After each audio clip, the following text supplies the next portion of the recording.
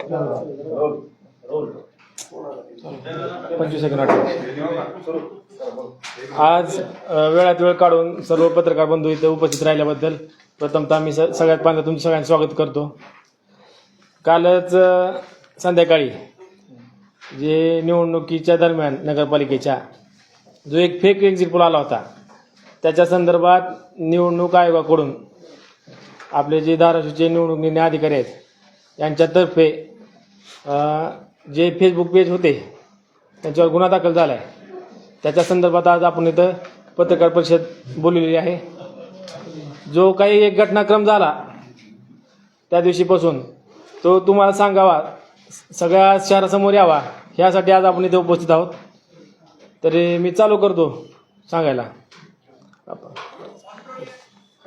30 तारखेच्या सायंकाळी जवळपास 7च्या सुमारास काही Facebook page, Instagram page, social मीडियाच्या माध्यमात एक फेक AI बनवलेला एक्झिट पोल आपल्या पूर्ण शहरात प्रसारित झाला. त्याच्यामध्ये धाराशिव 2.0, ऑल अबाउट धाराशिव, जिल्हा धाराशिव या फेसबुक पेजवरून ज्यांचा की लाखोमध्ये फॉलोअर्स आहेत, सबस्क्रायबर आहेत, अशा ह्याच्यावरून एक पेड स्वरूपात एक एक्झिट पोल देण्यात आला. त्या एक्झिट पोलमध्ये भारतीय जनता पार्टी यांचे उमेदवार नेहा काकडे हे 38% घेऊन 1 नंबरला व शरदचंद्रजी पवार यांचे उमेदवार परवीन खलिफा कुरेशी ह्या 37% घेऊन 2 नंबरला व उद्धव बाळासाहेब ठाकरे गटाचा उमेदवार 3 नंबरला दाखवण्यात आला. ह्याच्यातून जनतेची दिशाभूल करून ही लढाई म्हणजे एक मिसगाईड करण्याचा प्रकार करण्यात आला की ही लढाई भाजप आणि शरदचंद्र पवार यांच्या पक्षामध्ये आहे व जो आमचा उमेदवार विजयाकडे वाटचाल करणारा या आमच्याकडे लोकांनी दुर्लक्षित करावं व भारतीय जनता पार्टीने याच्यामध्येच हे लढाई आज दाखवण्याचा प्रयत्न केला गेला. ह्याच्या विरोधात आम्ही ज्यावेळेस ती क्लिप सोशल मीडियावर प्रसारित झाली त्यावेळेसच आम्ही ॲक्शन घेतली. आम्ही जे आपले निवडणूक निर्णय अधिकारी आहेत त्यांना संपर्क केला, त्यांच्याशी संपर्क करून लवकरात लवकर त्यांच्यावर कारवाई करण्यात यावी अशी मागणी केली. पण त्या दिवशी काय आमचा संपर्क झाला नाही. त्याच्यामुळे आम्ही युवासेनेच्या माध्यमातून जवळपास पूर्ण तालुक्याची बॉडी घेऊन आम्ही दुसऱ्या दिवशी जिल्हाधिकारी साहेबांची भेट घेतली. जिल्हाधिकारी साहेबांनी निवेदन दिलं, त्यांना सर्व प्रकार विस्तृत सांगितला. त्यावेळेस जिल्हाधिकारी साहेबांनी आम्ही दिलेल्या निवेदनावर लगेच तिथं मार्क केलं की लवकरात लवकर ह्याच्यावर ॲक्शन घेऊन कारवाई करण्यात यावी. पण ह्या प्रकार 1 तारखेला झाला सकाळी, परंतु 1 तारखेच्या दिवशीही त्या सोशल मीडियाच्या साईडवर तो एक्झिट पोल चालूच होता, त्यांनी काढून घेतला नव्हता. आणि त्याच्यानंतर 2 तारखेची इलेक्शन झाली, परंतु कसलीही कारवाई करण्यात आलेली नाही. हे जेव्हा आमच्या लक्षात आलं की प्रशासन चालढकलपणा करत आहे, एकमेकावर ढकलत आहे, ह्याच्यानंतर आम्ही निवडणूक आयोगाकडे धाव घेतली. निवडणूक आयोगामध्ये झालेला सगळा प्रकार एव्हिडन्स सहित आम्ही त्यांना दिला. त्याच्यावर निवडणूक आयोगाचा लगेच रिप्लाय आला व जिल्हाधिकाऱ्यांना आदेश दिला की तुम्ही स्वयंस्पष्ट अहवाल सादर करावा, लवकरात लवकर स्वयंस्पष्ट अहवाल सादर करावा. जेव्हा हा अहवाल आला तेव्हा त्यांनी हळूहळू त्यांची कागद काढायला चालू केले. निवडणूक निर्णय अधिकाऱ्यांनी आपल्या इथल्या त्यांनी 3 तारखेलाच आपल्या सायबरला कंप्लेंट दाखल करा म्हणून कागद दिला होता, पण त्याच्यावर कसलीही कारवाई झालेली नव्हती. निवडणूक निर्णय आयोगाने जेव्हा दणका दिला त्यावेळेस हे सगळं प्रशासन खडबडून जागं झालं व कारवाईच्या दृष्टीने त्यांनी पावलं उचलली. पण त्याच्यातही ह्या अधिकाऱ्यांनी एवढा ढिसापणा केला की नुसता कागदपत्री खेळ चालू केला की फुटबॉलचा खेळतात इकडून तिकडे तिकडून इकडं, ह्यांनी एकमेकावर कागद दाखलायला चालू केली. निवडणूक निर्णय अधिकाऱ्यांनी आचारसंहिता कक्ष प्रमुखावर कागद टाकला की तुम्ही काय ती कारवाई करावी. आचारसंहिता कक्ष प्रमुखांनी जो ती सोशल मीडियाचा सर्व्हिलन्स होता त्यांच्याकडे कागद दाखला, परंतु कुठलीही कारवाई झाली नाही. त्याच्यामुळे जेव्हा SP मॅडमला आम्ही जाऊन भेटलो, सविस्तर चर्चा केली, तेव्हा SP मॅडमचं म्हणणं आलं की इथं सरळ व्हिडिओ आहे दिसतोय तर डायरेक्टच गुन्हा दाखल करा. तरी पण नगरपालिकेच्या लोकांनी अशी मागणी केली की तुम्ही आम्हाला कायदेशीर सांगायचे. म्हणजे जेव्हा इकडून कागद गेला की तुमची 2 माणसं ऑफिशियली पाठवा आणि गुन्हा दाखल करावा.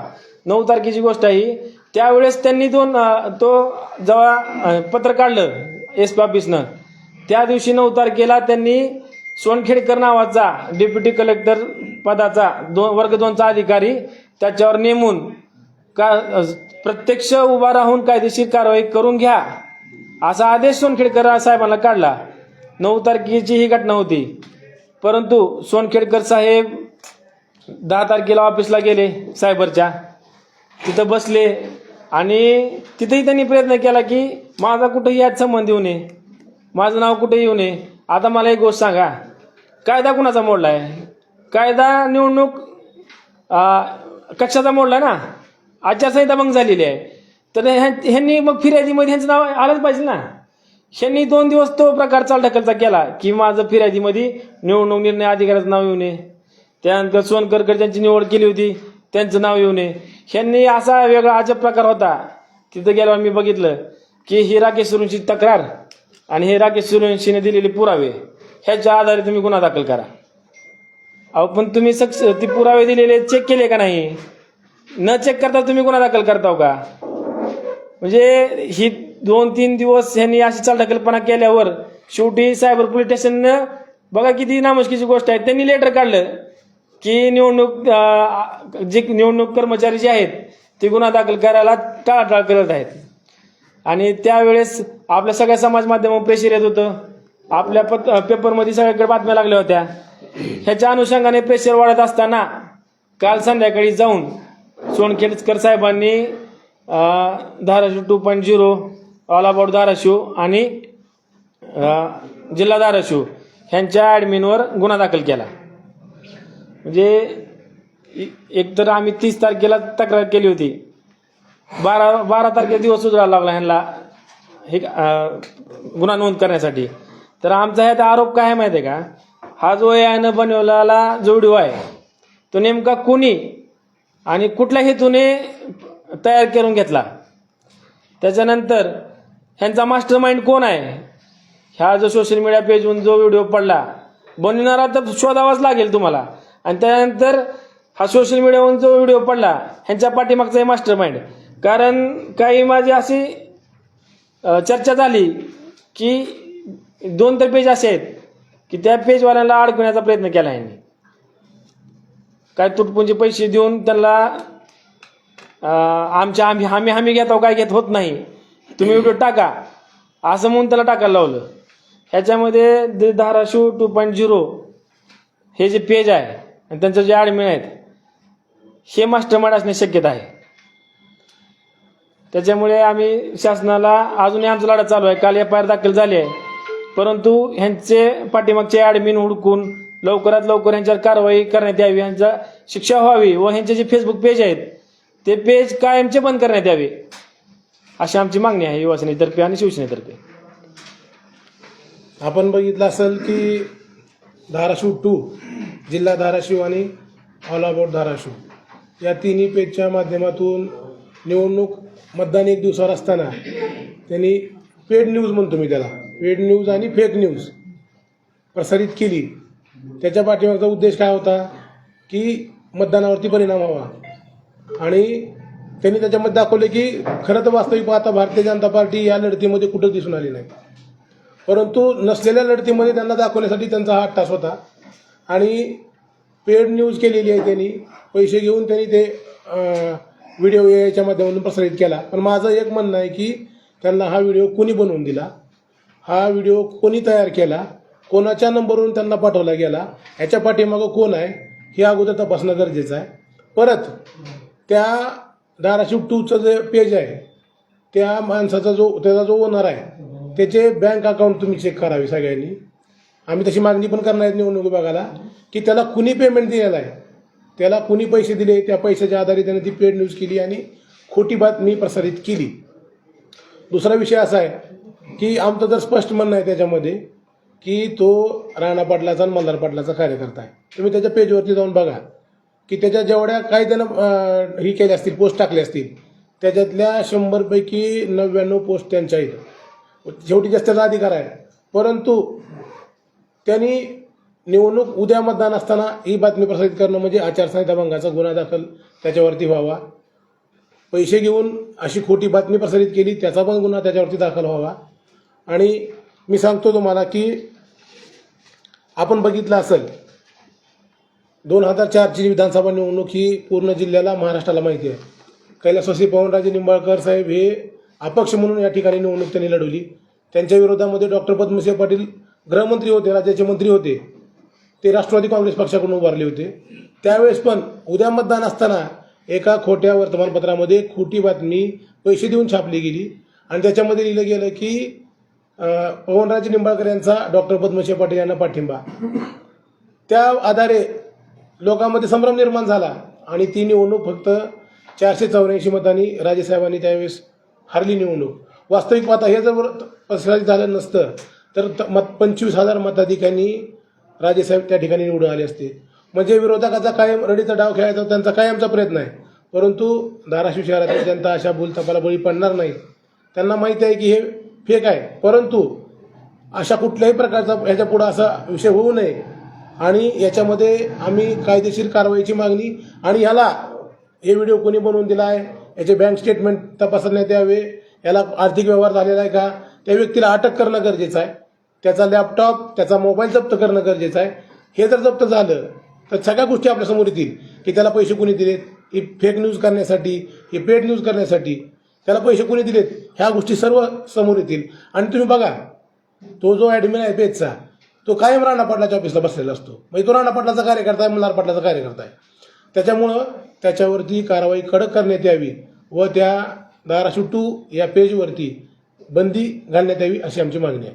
जर निवडणूक विभाग धाराशिवनं जर ही कारवाई नाही केली तर आम्ही राज्य निवडणूक आयोगाकडे आमची या ठिकाणची आम्ही दाद मागणार आहेत.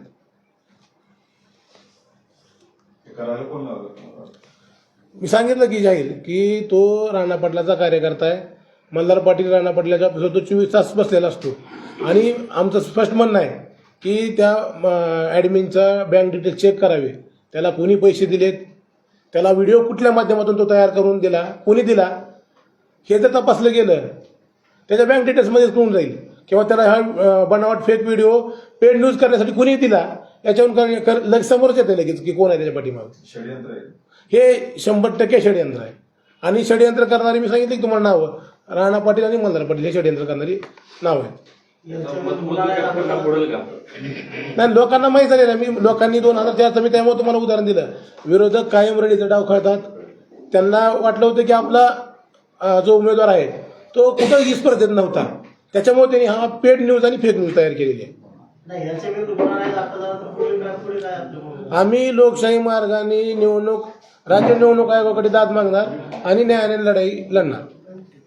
तक्रारीची दखल घेण्यास उशीर झालाय यावर कोणाचा दावा? निश्चित त्या माझं जर म्हणणं आहे की पोलीस अधिकारी असतील किंवा तो ॲडमिन असेल त्यांचे CDR स्वतः तपासावे की ह्याच्या म्हणजे अधिकाऱ्यावर कोणाकोणाचा दबाव आला की गुन्हा दाखल करून घेऊ नका, या बाबतीत पण माहिती सगळी कळेल CDR जर तपासलं तर.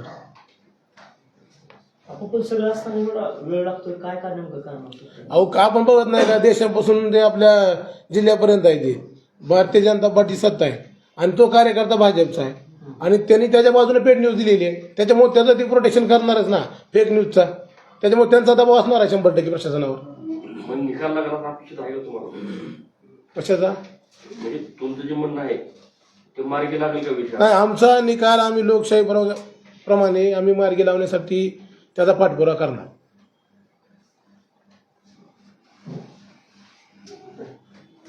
ह्या पेजेसवर जे काही व्हिडिओ आले ते काय ऑटोमॅटिक तर आले नाही, मग कोणतरी टाकले, कोण आहे ते लोक? काय मी सांगितलं की त्यांना कोणी दिलंय, त्याचं बँक डिटेल्स असतील, त्याला पाठवणारा कोण आहे, त्याला अटक जर केली तर तो पटपट सांगेल ना कोणी त्याला दिले तयार करून.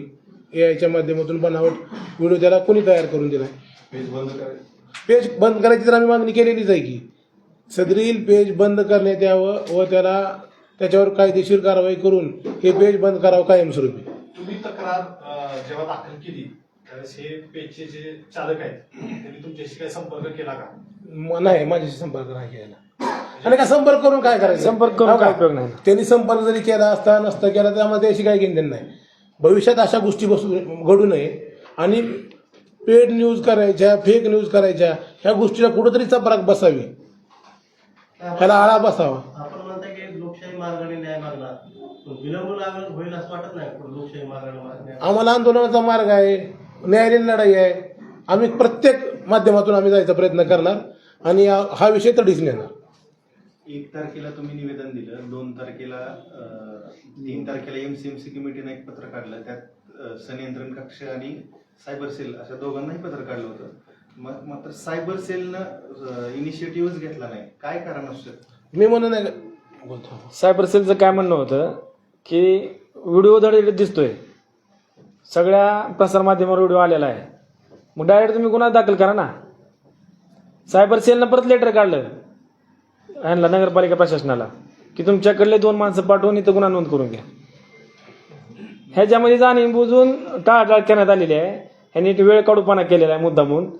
ह्यांना प्रेशर असल्यामुळं नगरपालिकेकडे पाठवायची गरजच नव्हती, सायबर सेलनं इनिशिएटिव्ह का घेतलं नाही हा प्रश्न आहे माझा. 100% त्यांच्यावर प्रेशर असणार ना, त्याच्यामुळे त्यांनी घेतलं. सगळेजण एकमेकांचा अंगावर टाकल्याचा प्रकार करायला लागले होते.